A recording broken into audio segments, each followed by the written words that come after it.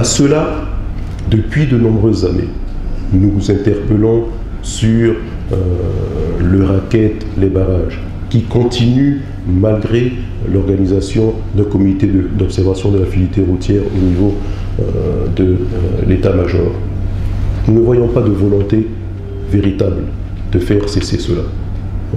Vous devez sortir d'Abidjan la nuit pour rejoindre Bassam où vous habitez tout simplement. Vous devez négocier le prix de votre sortie d'Abidjan et qu'un avion qui arrive tardivement avec des passagers qui seront clients dans un hôtel à Bassam se verront barrer la route s'ils ne négocient pas au niveau d'un barrage leur sortie pour aller tout simplement rejoindre leur hôtel. Comment voulez-vous que dans de telles conditions nous puissions développer un petit tourisme local?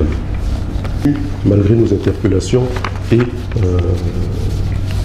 malgré le fait qu'on a bien montré au niveau de la Banque mondiale que c'est entre 150 et 300 milliards de francs CFA pris sur les routes chaque année. Nos amis commerçants subissent depuis de nombreuses années des incendies au niveau des marchés. Le marché Black à Djamé vient de brûler pour la deuxième fois en l'espace de 3 ans. Nous avions interpellé à l'époque. Rien n'a été mis en place pour éviter que les incendies se reproduisent dans les marchés. Il faut savoir qu'il y a eu des incendies de marché en Côte d'Ivoire depuis de nombreuses années. Environ 49.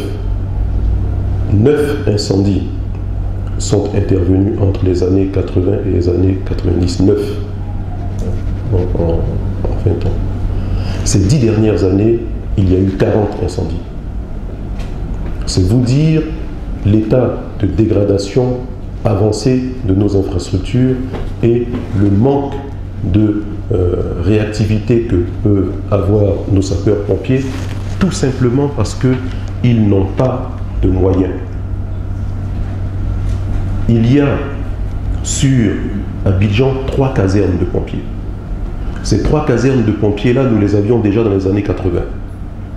Sauf que Abidjan avait 2 millions d'habitants et qu'aujourd'hui, on approche les 7 millions d'habitants. Et nous avons le même nombre de casernes avec moins de matériel qu'au départ. Il faut savoir qu'un incendie dans une tour au plateau, eh bien, tout le monde est perdu parce que les pompiers n'ont pas d'échelle pour accéder à un certain niveau de cette tour-là. Je dis tout ça parce que les contribuables que nous sommes sont en droit de recevoir en retour un service public de qualité. C'est pour ça que nous sommes des contribuables et c'est pour ça que nous payons nos impôts. Si nous avons des devoirs, nous avons aussi des droits. Et en retour, un contribuable est en droit d'attendre la sécurité, la justice, l'éducation, les transports en commun de qualité, la santé, une bonne justice. Quand on a fini d'énumérer tout cela, est-ce que nous recevons en retour ces éléments? Non. Nous sommes en plus obligés de payer pour avoir un service de qualité en raison de tous ces dysfonctionnements-là.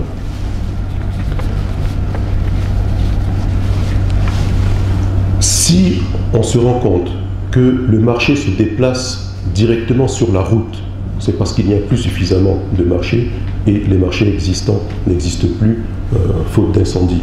Donc les véhicules sont obligés de partager la route parce que des commerçants occupent les trottoirs et les piétons ne peuvent plus marcher sur les trottoirs, marchent sur les routes et les véhicules sont garés n'importe comment. Et vous voyez les conséquences que cela fait pour le cadre de vie.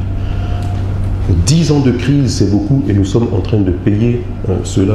Et quand je dis nous sommes en train de payer cela, c'est dans notre bien-être, mais nous sommes toujours en train de payer la facture de la crise. Pendant que nous assistons aux aux informations nationales, à une dégradation de la situation politique, et nous ne voyons pas de sortie de crise imminente.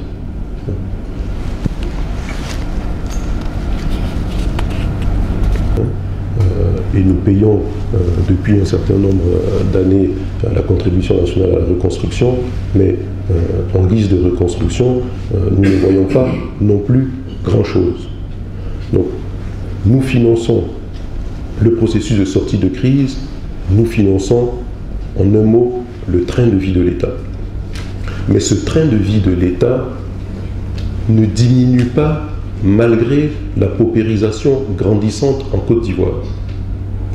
Si nous consentons de faire certains sacrifices, je pense que la plus grosse part de sacrifices doit être montrée par ceux qui sont dans un gouvernement et qui mènent un trop grand train de vie.